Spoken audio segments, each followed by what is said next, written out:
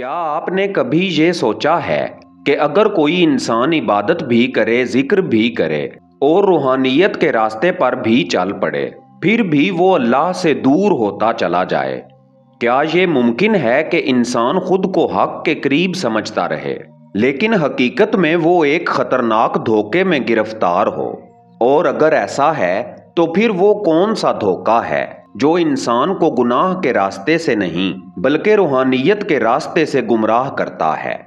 आज की ये दास्तान इसी पोशीदा राज को खोलने जा रही है, क्योंकि रूहानी सफर का सबसे बड़ा खतरा हमेशा बाहर नहीं होता। कभी कभी वो इंसान के अपने अंदर छुपा होता है। वो खामोशी से इंसान के साथ चलता है, उसकी इबादत के साथ भी रहता है, और बाज़ औक़ात तो वो नेकी के लिबास में भी छुप जाता है। और अगर इंसान इस धोखे को पहचान ना सके तो वो बरसों इबादत करने के बावजूद भी असल हकीकत तक नहीं पहुंच पाता। आज की इस वीडियो में हम जानेंगे रूहानियत के रास्ते का वो खतरनाक धोखा क्या है, नफ्स इंसान को किस तरह ऐसी बारीक चालों में उलझाता है जिन्हें अक्सर लोग पूरी जिंदगी में भी नहीं पहचान पाते, और वो कौन सा लम्हा होता है जब एक इबादत गुजार इंसान भी खामोशी से नफ्स के फरेब का शिकार हो जाता है। दास्तान उर्दू में एक बार फिर खुश आमदीद। यहाँ हम सिर्फ कहानियां नहीं सुनाते, बल्कि उन कहानियों के अंदर छुपे वो राज तलाश करते हैं जो दिल को बेदार करते हैं और इंसान को अपने रब की तरफ लौटने की याद दिलाते हैं। और आज की ये दास्तान भी एक ऐसा आईना बनने वाली है जिसमें शायद हम सब अपने नफ्स की कोई ना कोई झलक देख सकें। और वीडियो के आखिर में हम सब मिलकर एक रिक्कत अंगेज दुआ भी करेंगे, एक ऐसी दुआ जो सिर्फ अल्फाज नहीं होगी बल्कि एक दिल की फरियाद होगी। अगर आप चाहें तो इस दुआ में हमारे साथ शामिल हों, इस वीडियो को आखिर तक देखें, और जब वो लम्हा आए तो अपने दिल को भी इस दुआ में शामिल कर दें। क्या मालूम इसी दुआ के किसी आंसू में अल्लाह हमारे दिलों को नफ्स के धोखे से बचा ले। तो आइए अब हम अपने मौजू की तरफ चलते हैं और इस राज को समझने के लिए पहला दरवाजा खोलते हैं। इंसान की जिंदगी में एक वक्त ऐसा भी आता है जब दुनिया की तमाम मसरूफियात के बावजूद दिल के अंदर एक अजीब सी खाली जगह बाकी रह जाती है। इंसान कमाता है, लोगों में उठता बैठता है, हंसता भी है, लेकिन दिल के किसी कोने में एक सवाल मुसलसल दस्तक देता रहता है। क्या जिंदगी सिर्फ यही है? यही वो लम्हा होता है जब रूहानियत का सफर शुरू होता है, इंसान इबादत की तरफ माइल होता है, वो जिक्र में सुकून ढूंढने लगता है, वो कुरान करीम के अल्फाज में मानी तलाश करने लगता है, और उसे महसूस होता है कि शायद अब वो हकीकत के करीब आ रहा है। लेकिन यही वो मुकाम है जहां एक बहुत खामोश और बहुत बारीक खतरा उसके साथ चलना शुरू कर देता है। वो खतरा बाहर नहीं होता, वो इंसान के अंदर होता है, जिसे हम नफ्स कहते हैं। अक्सर लोग ये समझते हैं कि नफ्स सिर्फ इंसान को गुनाह की तरफ बुलाता है, जैसे ख्वाहिशात, लज्जतें, दुनिया की चमक दमक। लेकिन मार्फत रखने वाले लोग जानते हैं कि नफ्स की सबसे खतरनाक चाल गुनाह नहीं होती। नफ्स की सबसे खतरनाक चाल ये है कि वो नेकी के रास्ते में छुप जाए। वो इंसान को गुनाह से रोकता भी है और साथ ही साथ एक और दरवाजा खोल देता है, एक ऐसा दरवाजा जहां इंसान आहिस्ता आहिस्ता ये महसूस करने लगता है कि मैं बदल गया हूं। शुरू में ये एहसास बहुत खूबसूरत लगता है। इंसान गुनाहों से बचने लगता है, नमाज में दिल लगने लगता है, जिक्र में आंखें भीगने लगती हैं, और फिर एक दिन उसके दिल में एक खामोश सा ख्याल पैदा होता है, मैं पहले जैसा नहीं रहा। ये ख्याल बज़ाहिर गलत नहीं लगता, लेकिन नफ्स इसी ख्याल के अंदर अपना पहला बीज छुपा देता है। वो आहिस्ता आहिस्ता इंसान के दिल में एक और एहसास पैदा करता है, शायद मैं दूसरों से बेहतर हूँ। ये एहसास बहुत बारीक होता है, इंसान जुबान से कुछ नहीं कहता, वो खुद भी शायद इस बात को महसूस ना करे, लेकिन दिल के किसी गोशे में एक छोटा सा तराजू बन जाता है जिसमें वो अपने आप को दूसरों से तोलने लगता है।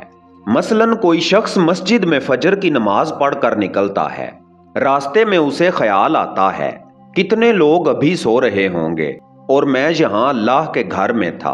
یہ خیال بظاہر شکر کا لگتا ہے، لیکن اگر اس کے اندر اپنی برتری کا احساس شامل ہو جائے تو یہی وہ لمحہ ہے جہاں نفس مسکرا رہا ہوتا ہے، کیونکہ نفس جانتا ہے کہ جب انسان اپنے آپ کو دوسروں سے بہتر سمجھنے لگتا ہے تو وہ روحانیت کے اصل دروازے سے دور ہونا شروع ہو جاتا ہے۔ روحانیت کا راستہ انسان کو بڑا نہیں بناتا، بلکہ وہ انسان کو یہ دکھاتا ہے کہ وہ کتنا چھوٹا ہے۔ جو شخص واقعی اللہ کے قریب ہونے لگتا ہے اس کے دل میں ایک عجیب کیفیت پیدا ہوتی ہے۔ وہ دوسروں کو دیکھ کر یہ نہیں سوچتا کہ میں ان سے بہتر ہوں، بلکہ وہ دل ہی دل میں کہتا ہے، یا اللہ، میں تو ابھی راستے کے آغاز میں بھی نہیں پہنچا۔ یہی تو فرق ہے جو روحانیت اور نفس کے دھوکے کے درمیان ہوتا ہے۔ نفس انسان کو یہ یقین دلاتا ہے کہ وہ آگے بڑھ رہا ہے، جبکہ حقیقت میں وہ اسے ایک ایسے دائرے میں گھما رہا ہوتا ہے جہاں انسان کو اپنی ہی نیکیوں پر فخر ہونے لگتا ہے۔ اور یہی وہ پہلا قدم ہے جہاں سے روحانی دھوکہ شروع ہوتا ہے۔ لیکن نفس کی چال یہاں ختم نہیں ہوتی۔ اصل خطرہ تو اس وقت شروع ہوتا ہے جب نفس انسان کی عبادت کو ہی اپنا ہتھیار بنا لیتا ہے۔ اب ہم جانتے ہیں اس راز کے بارے میں، آئیں اگلا دروازہ کھولتے ہیں۔ روحانیت کے راستے میں ایک مرحلہ ایسا بھی آتا ہے جہاں انسان واقعی بدلنے لگتا ہے۔ روحانیت کے راستے میں ایک مرحلہ ایسا بھی آتا ہے جہاں انسان واقعی بدلنے لگتا ہے۔ اس کی نماز بہتر ہو جاتی ہے، وہ ذکر میں وقت گزارنے لگتا ہے، گناہوں سے بچنے کی کوشش کرتا ہے، اور بظاہر ایسا لگتا ہے کہ اب اس کا سفر سیدھی روشنی کی طرف جا رہا ہے۔ لیکن یہی وہ مقام ہے جہاں نفس ایک اور خاموش چال چلتا ہے۔ وہ انسان کو گناہ کی طرف نہیں دھکیلتا، بلکہ وہ انسان کی عبادت کو ہی اپنا ہتھیار بنا لیتا ہے۔ یہ چال بہت باریک ہوتی ہے۔ انسان نماز بھی پڑھتا ہے، تلاوت بھی کرتا ہے، ذکر بھی کرتا ہے، لیکن آہستہ آہستہ اس کے دل کے اندر ایک نئی کیفیت پیدا ہونے لگتی ہے۔ وہ اپنی عبادت کو محسوس کرنے لگتا ہے، اسے اپنی نیکی نظر آنے لگتی ہے، اور یہی وہ لمحہ ہے جہاں نفس انسان کے دل میں ایک نیا دروازہ کھول دیتا ہے۔ وہ دروازہ ہے روحانی غرور کا۔ یہ غرور دنیاوی غرور جیسا نہیں ہوتا، یہ بہت خاموش ہوتا ہے، بہت مہذب اور بظاہر بہت پاکیزہ۔ اسی لیے اہل معرفت کہتے ہیں، کبھی کبھی گناہ انسان کو اللہ کے قریب کر دیتا ہے اور عبادت بھی انسان کو اللہ سے دور کر دیتی ہے، کیونکہ گناہ کے بعد انسان ٹوٹ جاتا ہے، وہ رو پڑتا ہے، وہ معافی مانگتا ہے۔ لیکن عبادت کے بعد اگر نفس زندہ ہو تو انسان کے اندر ایک خاموش آواز پیدا ہوتی ہے، میں ٹھیک ہوں، میں بہتر ہوں، میں نیک ہوں۔ اور یہی وہ آواز ہے جو انسان کو اللہ کی حقیقی قربت سے دور کر دیتی ہے۔ ایک مثال سے اسے سمجھتے ہیں۔ دو لوگ ایک ہی مسجد میں نماز پڑھتے ہیں۔ پہلا شخص نماز پڑھ کے باہر نکلتا ہے اور دل ہی دل میں کہتا ہے، یا اللہ، مجھے تو ابھی نماز پڑھنا بھی نہیں آتی، تو مجھ پر رحم فرما۔ دوسرا شخص نماز پڑھ کر باہر نکلتا ہے اور دل میں سوچتا ہے، آج بھی میں نے خشوع کے ساتھ نماز پڑھی۔ بظاہر دونوں نے ایک ہی عبادت کی، لیکن پہلا شخص اللہ کے قریب جا رہا ہے اور دوسرا شاید اپنے نفس کے قریب۔ روحانیت کا راستہ عبادت سے شروع ضرور ہوتا ہے، لیکن وہ عبادت کے احساس سے آگے جا کر کھلتا ہے۔ جب تک انسان کو اپنی عبادت نظر آتی رہتی ہے وہ ابھی راستے میں ہے، اور جب عبادت بھی نظر آنا بند ہو جائے اور صرف اللہ نظر آئے تب کہیں جا کر روحانیت کا اصل سفر شروع ہوتا ہے۔ لیکن نفس یہاں بھی ہار نہیں مانتا، وہ ایک اور دروازہ کھولتا ہے، ایک ایسا دروازہ جہاں انسان کو لگنے لگتا ہے کہ وہ عام لوگوں جیسا نہیں رہا۔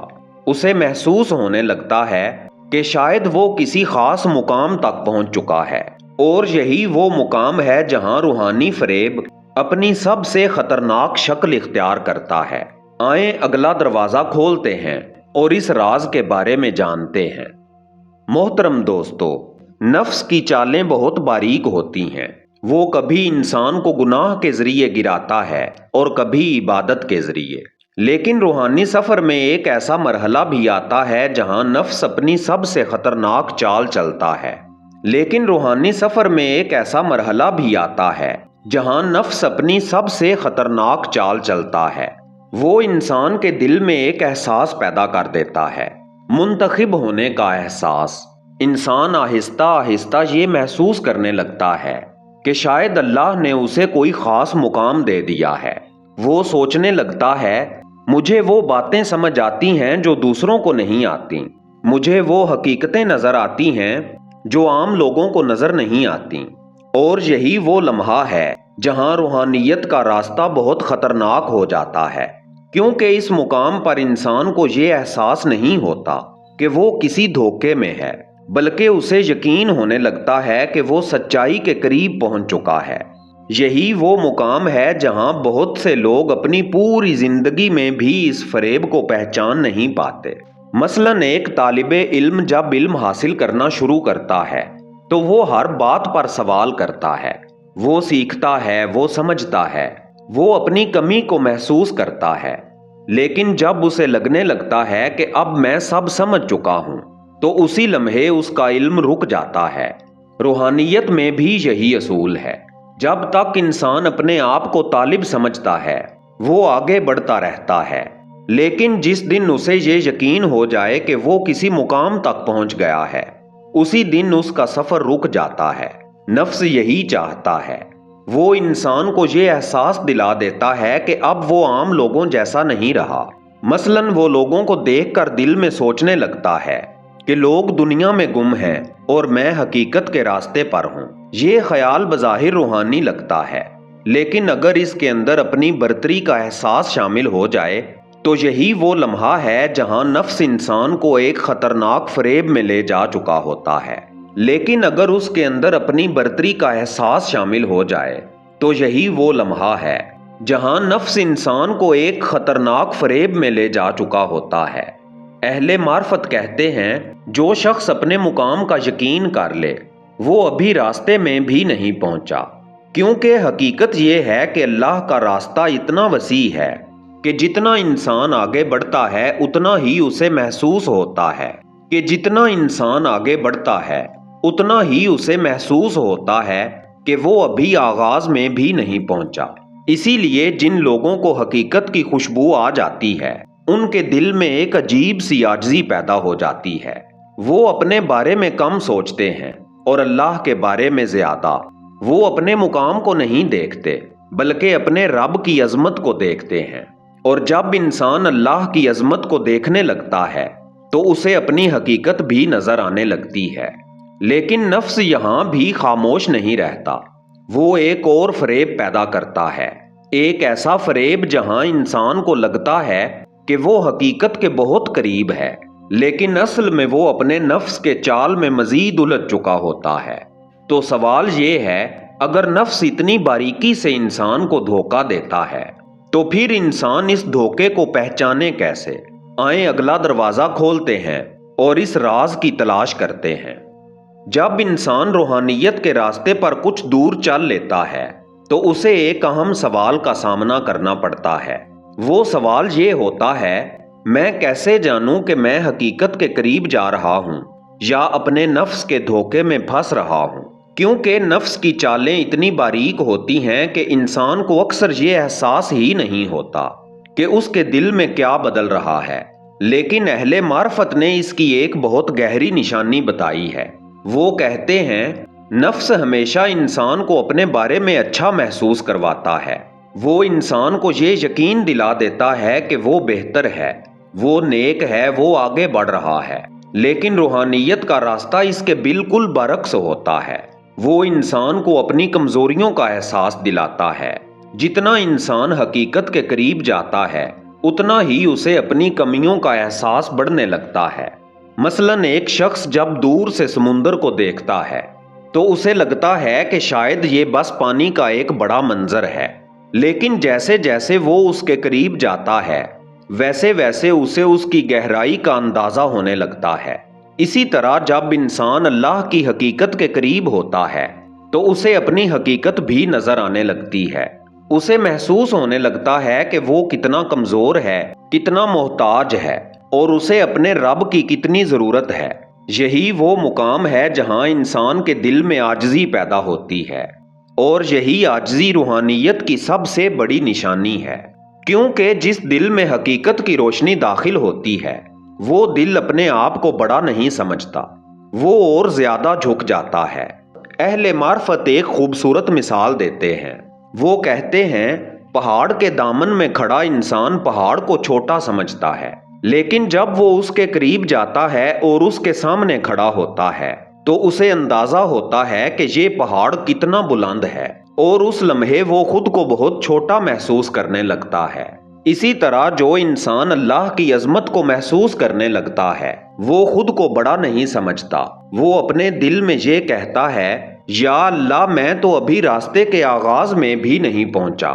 یہی وہ کیفیت ہے جو انسان کو نفس کے دھوکے سے بچاتی ہے، کیونکہ نفس ہمیشہ انسان کو بڑا بنانا چاہتا ہے اور روحانیت انسان کو مٹا دینا سکھاتی ہے۔ نفس چاہتا ہے کہ انسان اپنے آپ کو دیکھے، اور حقیقت چاہتی ہے کہ انسان صرف اپنے رب کو دیکھے۔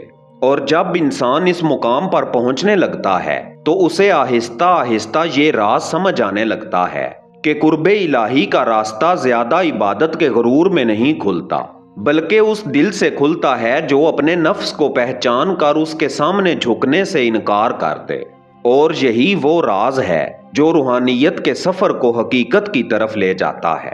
محترم دوستو، یہ سب کچھ سننے کے بعد شاید ہمارے دل میں ایک سوال پیدا ہو رہا ہے کہ اگر نفس اتنی باریکی سے انسان کو دھوکہ دیتا ہے، اگر عبادت کے راستے میں بھی اس کی چالیں چھپی ہو سکتی ہیں، تو پھر ہم اپنے دل کو اس دھوکے سے کیسے بچائیں؟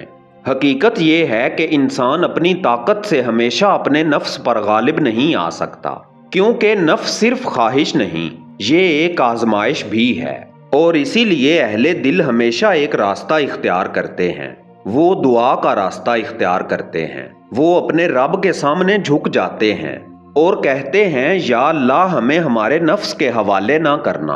اور جیسا کہ ہم نے ویڈیو کے آغاز میں ذکر کیا تھا، آئیے اب اس سفر کو ایک رکت انگیز دعا کے ساتھ ختم کرتے ہیں۔ اگر آپ چاہیں تو اس لمحے دل کو خاموش کر لیں اور اس دعا میں ہمارے ساتھ شامل ہو جائیں۔ یا اللہ ہم تیرے بندے ہیں، کمزور بھی، خطاکار بھی، اور اپنے نفس کے دھوکوں سے بے خبر بھی۔ یا رب ہمیں وہ آنکھ عطا فرما جو ہمارے اپنے نفس کو پہچان سکے، ہمیں وہ دل عطا فرما جو اپنی عبادت پر فخر نہ کرے بلکہ تیرے سامنے جھکنا سیکھ جائے۔ یا اللہ اگر ہمارے دل میں کہیں بھی غرور کا کوئی ذرہ موجود ہے تو اسے اپنی رحمت سے مٹا دے۔ اگر ہمارے اعمال میں کہیں نفس کا دھوکہ چھپا ہوا ہے تو ہمیں اس کی پہچان عطا فرما۔ یا رب ہمیں وہ عاجزی عطا فرما جو تیرے مقرب بندوں کا نصیب ہوتی ہے، ہمیں وہ دل عطا فرما جو اپنے آپ کو نہیں بلکہ صرف تجھے دیکھنا سیکھ جائے۔ یا اللہ ہمیں اپنی رحمت سے نفس کے ہر فریب سے محفوظ فرما، اور ہمیں ان لوگوں میں شامل فرما جن کے دل تیرے نور سے زندہ ہو جاتے ہیں۔ آمین یا رب العالمین۔ اگر آپ بھی اس دعا میں شامل تھے تو کمنٹ میں آمین ضرور لکھیں۔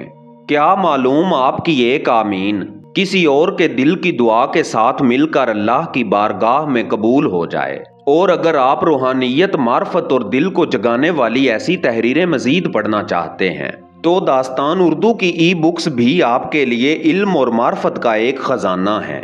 یہ ای بکس دراصل روحانیت کی ایسی وادیاں ہیں جہاں ہر صفحہ انسان کو اپنے رب کی طرف متوجہ کرتا ہے۔ اگر آپ ان ای بکس کو حاصل کرنا چاہتے ہیں تو اس کی مکمل تفصیل ڈسکرپشن میں موجود ہے اور پہلے کمنٹ میں بھی دے دی گئی ہے، آپ وہاں سے معلومات دیکھ سکتے ہیں اور ہمیں واٹس ایپ پر میسج بھیج کے یہ ای بکس حاصل کر سکتے ہیں۔